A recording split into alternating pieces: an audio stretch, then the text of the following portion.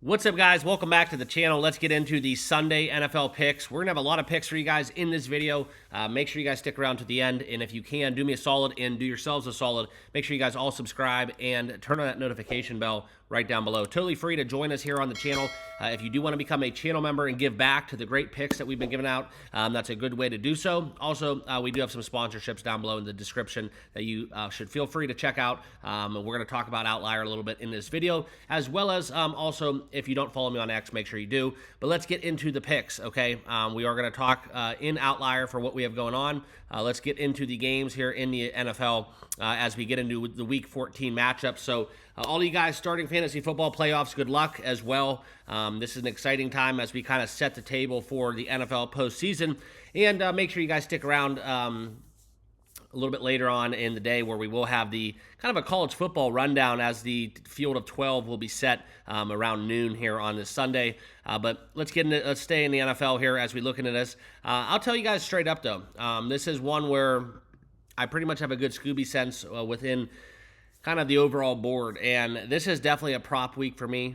Just being fully transparent, I'm not in love with these games, and as we get into this kind of, like I said, the segue into the postseason, rest becomes a factor, contracts become a factor, as well as kind of jockeying for NFL draft position, okay?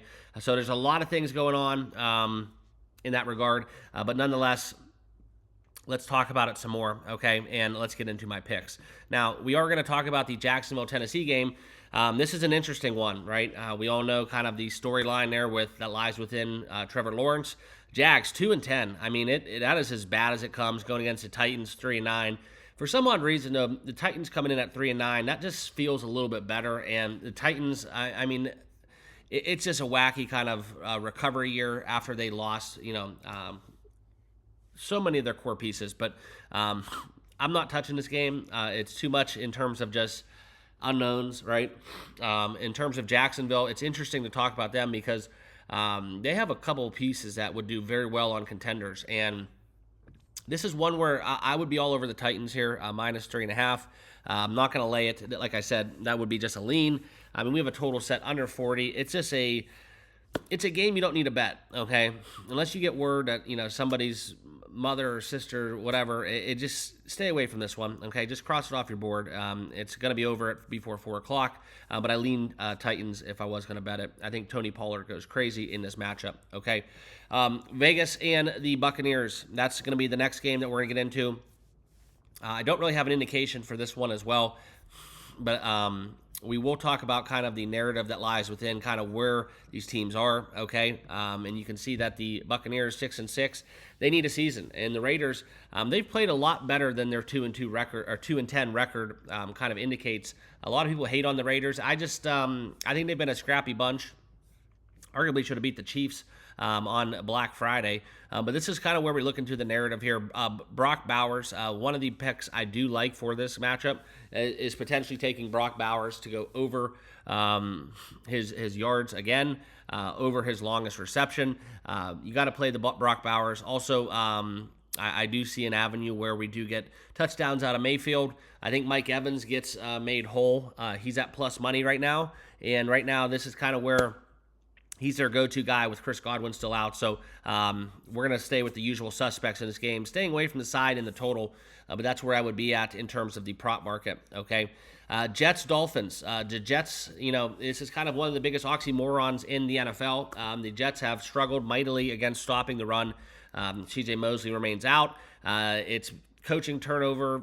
Aaron Rodgers retiring. I mean, it is a shit show up in New York, okay? But this game being played at South Beach, going to be interesting. Kind of on paper, this should be in a chain. We should see a lot of Devon Achane. I just don't trust the Miami backfield, okay? That's why I'm staying away from it.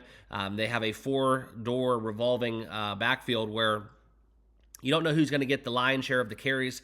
And with that workload divide, everything about this game says just bet Achane over rushing, receiving, over rushing, Achane anytime touchdown, and those all make cash. I'm not opposed to that. I just think that it's something where you don't know, and you just can't ever figure out McDaniels and what he looks to do with his offense. Okay, but I do think it's a 2-a game. and we are going to have a bet in the prop market just because I've been riding it, quite frankly, for a long time, and I can't really stay away from it, okay?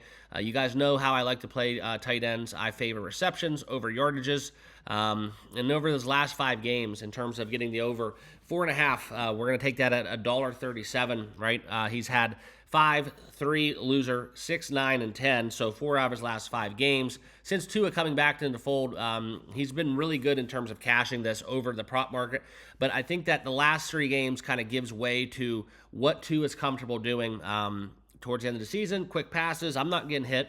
And that's how I think he's kind of allowing himself to navigate. And if you look at the targets, guys, he's had almost double digits in targets in his last 3 games. So can't stay away from it.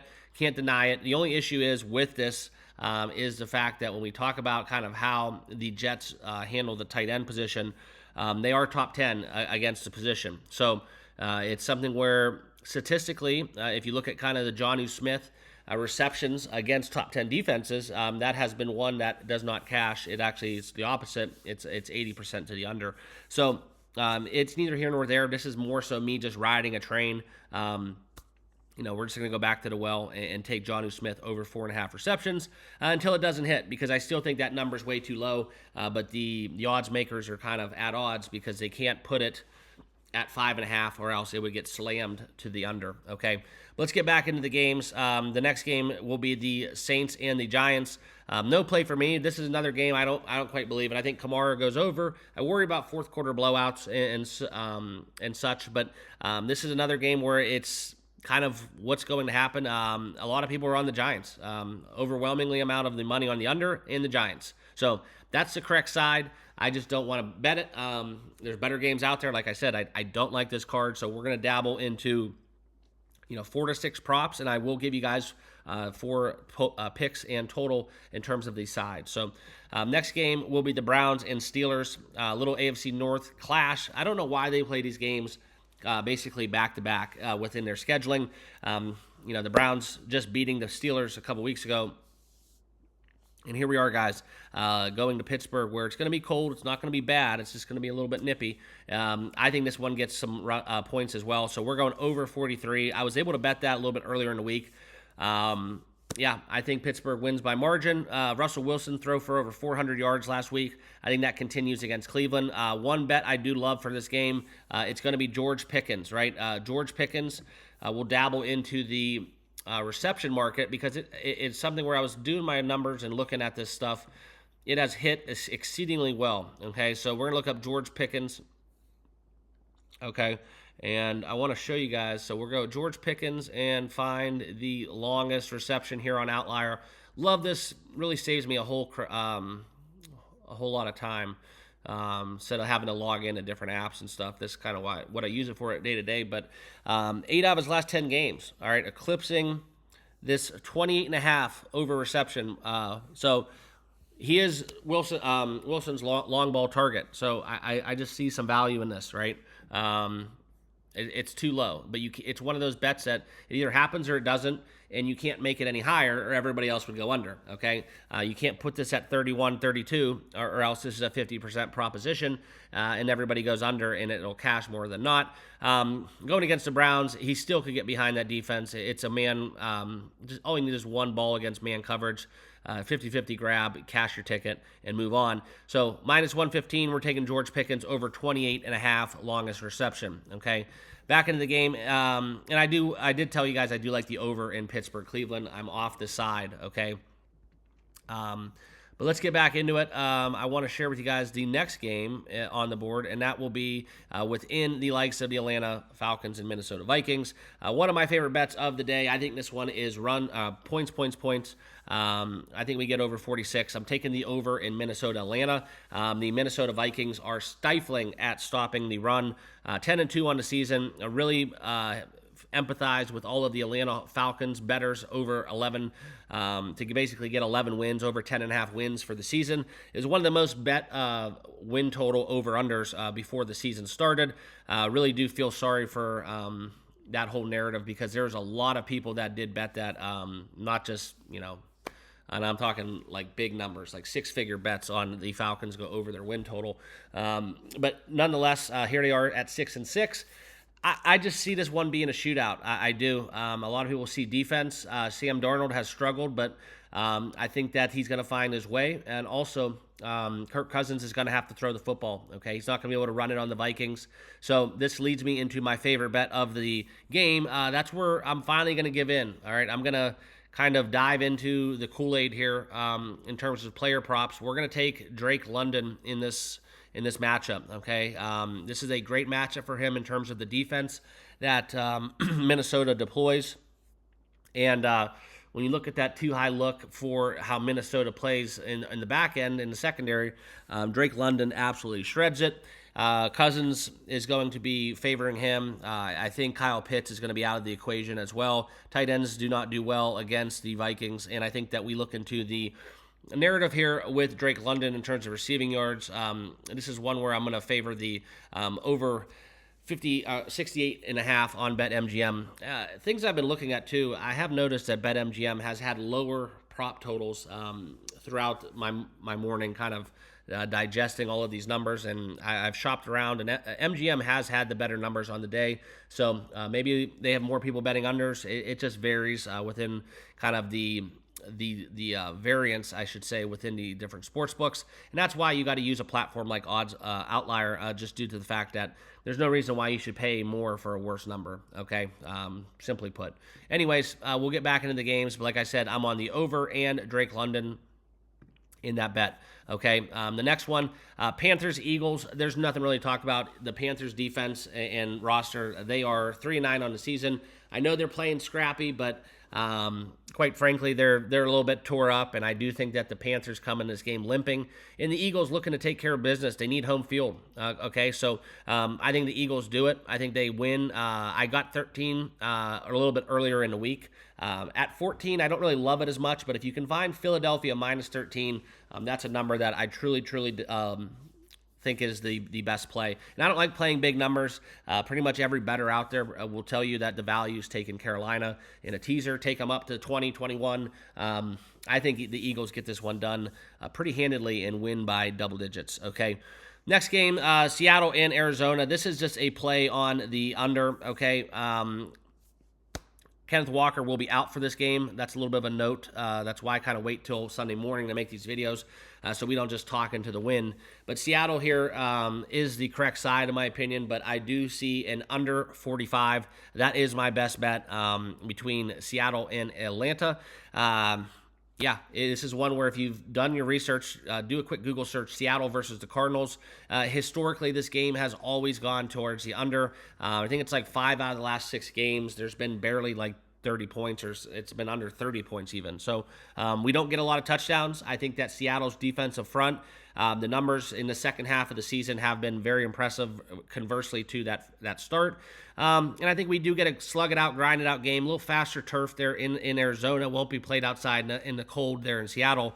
But I still think this one goes under the total, especially with no Kenneth Walker and a revamped Seattle defense that's been playing nicely. Give me under 45. Bears 49ers.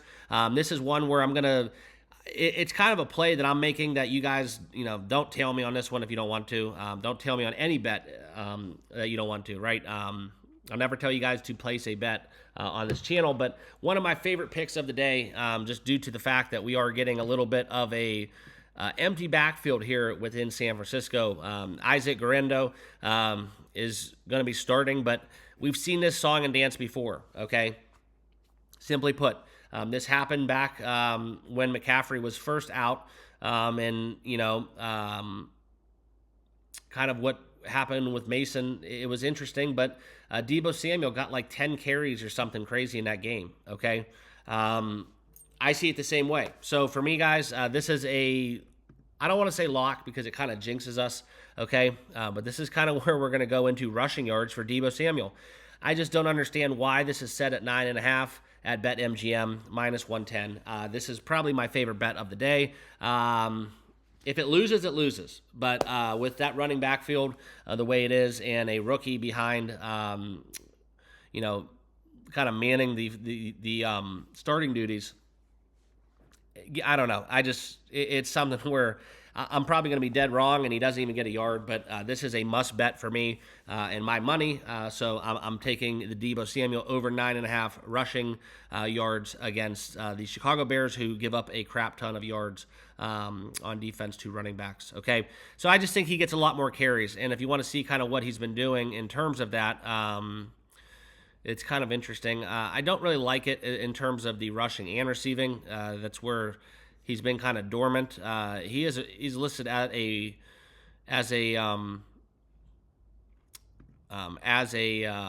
what do you call it? As a wide receiver. So I can't really actually find the rushing attempts in terms of what he's being offered at. So we'll stay away from that. But like I said, Deebo Samuel over 9.5 on BetMGM, one of my favorite bets. Also, we'll talk about the Bills and the Rams.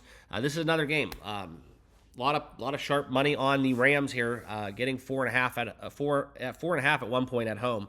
I just don't see it. I'm staying away from this. I don't know how you can bet against the Buffalo Bills at this moment in time, but the money agrees with what I'm telling you guys. The money is on the under and the Bills, but this is a really sharp betting opportunity. I think where a lot of people are on the Rams at home in this spot, getting more than a field goal. I'm staying away from it. This is a fishy game for my money. I think the props are where it's at, and we'll get into that right now as we digest kind of the Sunday Night Football game. And I'm going to do it for you guys. I'm going to talk Sunday Night Football in this video because it is one of my favorite bets of the day. I think it's complete BS with what we're getting from Andy Reid and company. I think that when we look at Pacheco and his health, this is kind of where we're at. I think he's going to be a absolute bell cow. I think that prime time they activate him with a purpose. I know he's been playing, but I think this is kind of where they ramp him up, okay? And I think this is going to be Pacheco. So we're taking over his rushing yards. Also, I think over his rushing attempts is good. And I do think that Pacheco, they find him in the end zone here. Even in the game where it totals at 42.5, Pacheco anytime touchdown. I might do a little video later on just to kind of reiterate that stance, but I'm taking that all day, twice on Sunday, which we'll do within the Pacheco. And I do like Kansas City a little bit, minus the 3.5 at home. I'm not going to bet that a little later on the day. Wait for 3 in case we get some Chargers money, okay? So that's where we're at. Appreciate you guys watching. I know it kind of went on, but like I said, 20 minutes of your time on a Sunday is not a bad way to win some tickets. And yeah, I'm looking for a good day today. Feel confident. The college football yesterday was not the best. Outside of the Georgia game with the side and the total, didn't really have too much success. So it is what it is. Live to bet another day, and we have a full slate of NFL action ramped, ready to go. And these are my best bets. Just a little quick recap. We're going London over the receiving yards. Jonnu Smith over 4.5 receptions. Pickens over longest reception. Deebo Samuel over the 9.5 rushing, okay? Rushing yards, 9.5 rushing yards. Pacheco over his rushing yards, over. Did I say over? Pacheco anytime touchdown. Philadelphia, we're going to lay that 13. And Minnesota, Atlanta over to 46. Seattle, Atlanta under the 45. And we're going over Pittsburgh, Cleveland, 43, okay? That about wraps it up. Good luck with your picks today, guys. Appreciate you all. Make sure you like, comment, and subscribe down below. Join us on X as well, Discord, all that good stuff. And if you want to give back to the channel and become a channel member, there is a link down below for that. And like I said, guys, let's go get it. Let's get the books and take it to them today as we have a full slate. And days are limited, right? Days are limited. It's not going to be here forever. And before you know it, we'll be fully fledged in the basketball and getting ready for spring training before you know it. So good luck. We'll see you all in the next video. Peace.